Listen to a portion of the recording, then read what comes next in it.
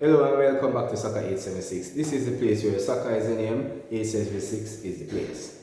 You know, we explore the latest stories surrounding the world of football. And today we will be focusing on one of the controversial sagas in football right now. You know, involving two major figures in Manchester United, actually. Jadon Sancho and Eric TEN Hag. You know this Jadon Sancho and Eric TEN Hag situation. Nobody would want to see a player not play, but let us just try to explore the details surrounding this issue and try to understand the controversy. Before we go into the video, guys, if you're new to the channel, please hit the subscribe button and just subscribe to the channel. Help me to reach my goal of 1,000 subscribers. Hit the like button, just like the video, share it with somebody, leave a comment, let me know what you think about this Jadon Sancho and Erik TEN Hag situation.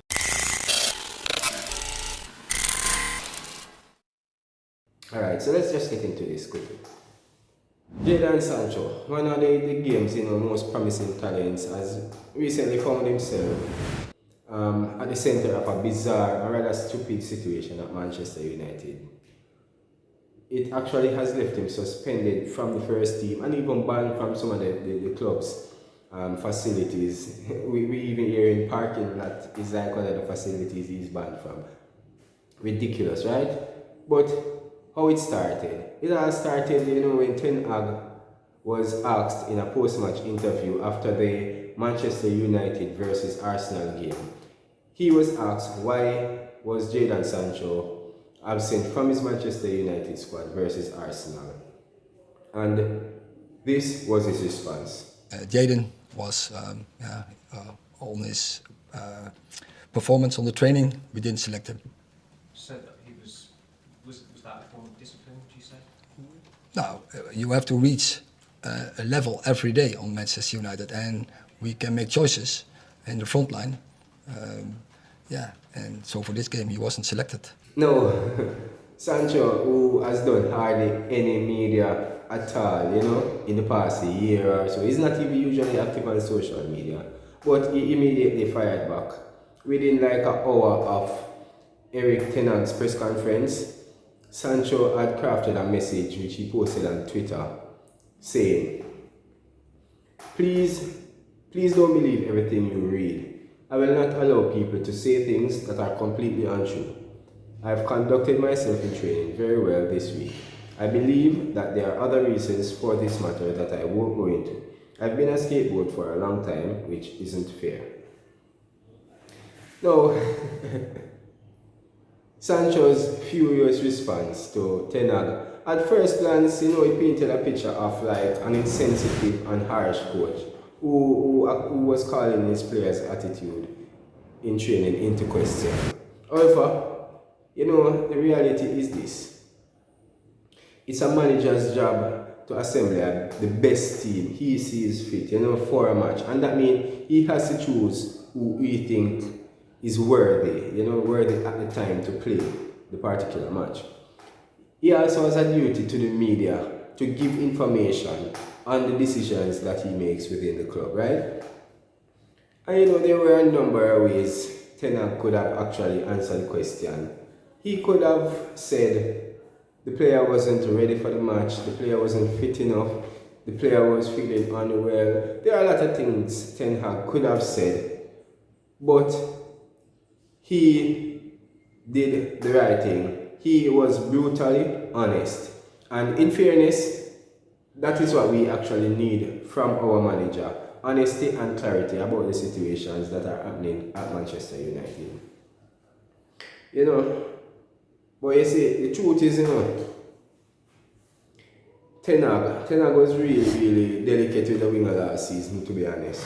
Because I remember when the player had a fall off to his season, after he started the season brilliantly last season, but he had a fall off and nobody could understand why. And TEN Hag made a huge call. TEN Hag actually pulled him from the Manchester United first team squad and sent him to Holland to train with his Dutch team with managers that Ten Hag actually trusted, taking him out of the spotlight, you know. So giving him some months off, some a thing that you have never seen done before, especially that the fact that this player, well, his transfer fee was ridiculous, and he's on some ridiculous wages.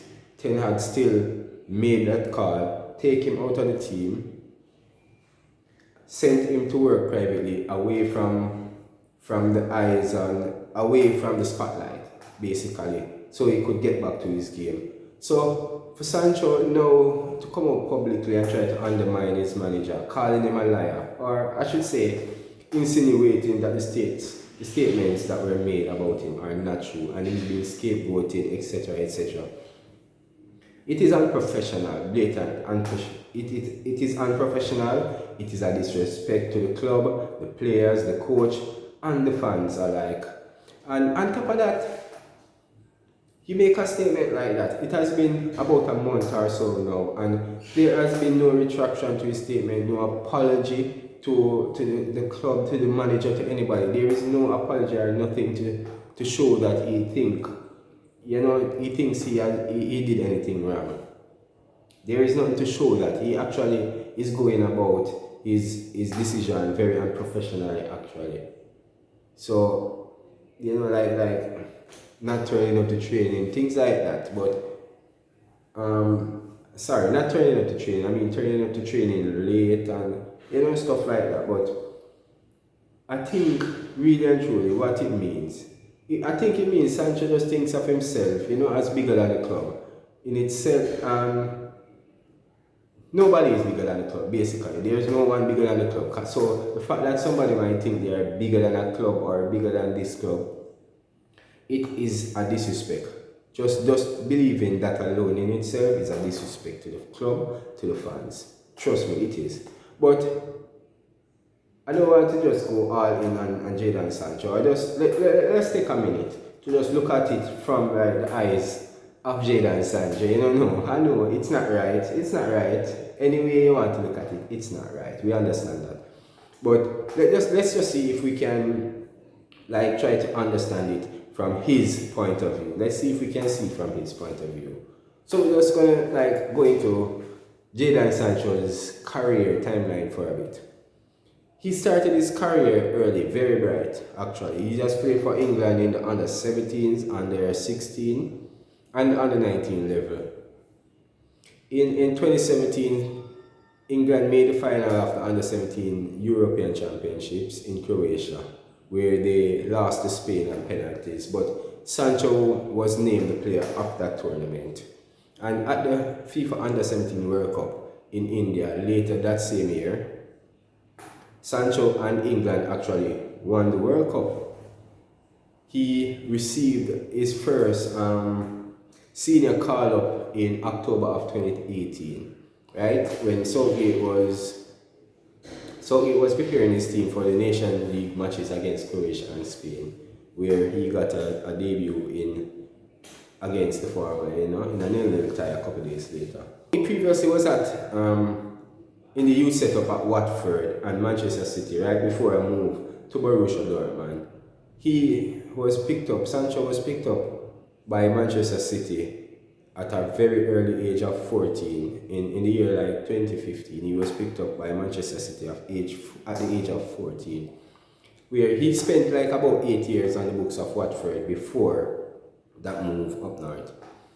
And I might say he was very impressive too. He was very impressive in the Manchester City academy, and he looked set to be fast-tracked into the first team squad that season for the 2017-2018 season. But at the end of that season, a dispute flared up between him, Sancho, and Manchester City over his assurances regarding playing time and stuff like that. So there was also widespread reports that he actually stopped training with the team to force a move away, and that, but he was omitted from the club and from their pre-season tour actually.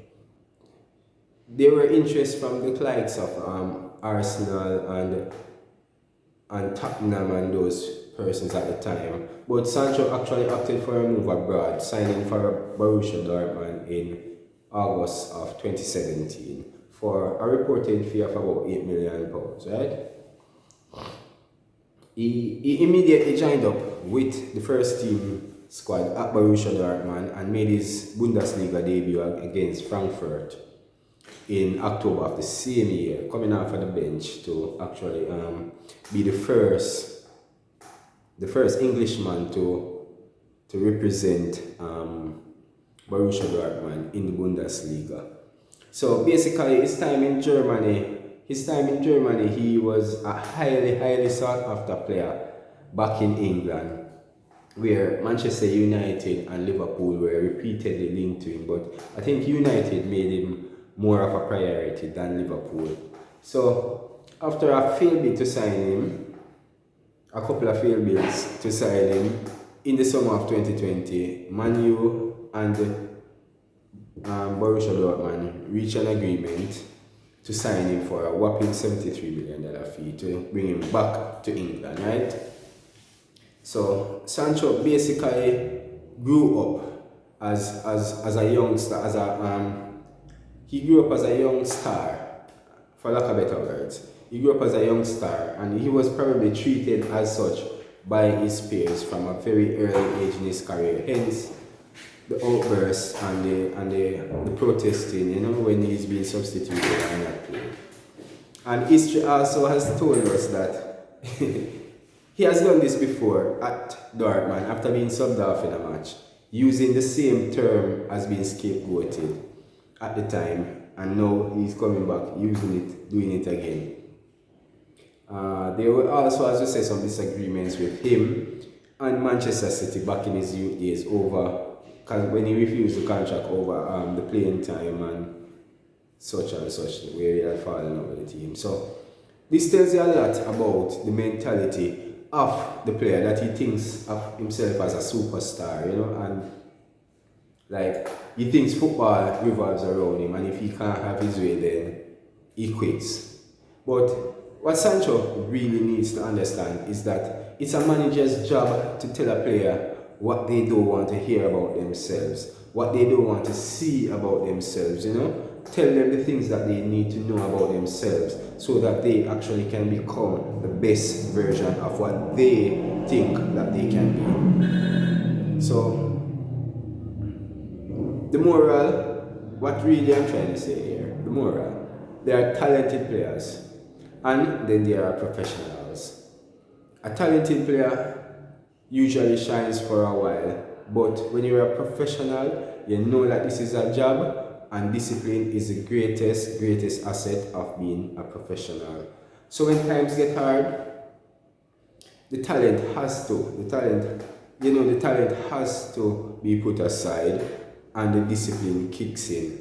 And make no mistake about it, the successful ones, they are usually the ones that are talented, and they learn how to become professionals at their jobs. Those guys are usually the most successful one.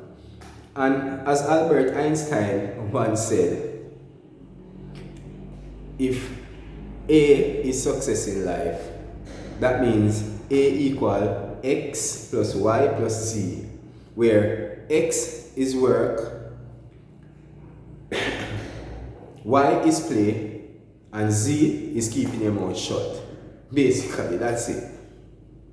Jadon Sancho, while you are undeniably and incredibly talented, you need to learn quickly, Jadon Sancho, what being a professional footballer is all about if you really want to continue your career and become successful, become truly successful in your career. And like Jose Mourinho said, losers complain, winners train. It's as simple as that. So that's all for me, guys. That's all for today. And remember, controversy may surface, but it is essential to approach any situation with an open mind and to seek clarity, to get it cleared. Join us to another day for this and you know, as we go through, we will be putting out more videos. So just join us, as I said, for more engaging discussions. I am your host. As I'm saying, leave a comment, let me know what you think of this Jadon Sancho situation. Should Jadon Sancho apologize? Should he have put out that tweet? Let me know what you think. That's all. That's all I want to know. What do you think about it? Is he wrong? Is he wrong for undermining the coach? Just comment. Let me know what you think about this. Join us again, as I say, on Saga 876 for more entertainment, more football discussions. This is your host Ryan saying, football is life.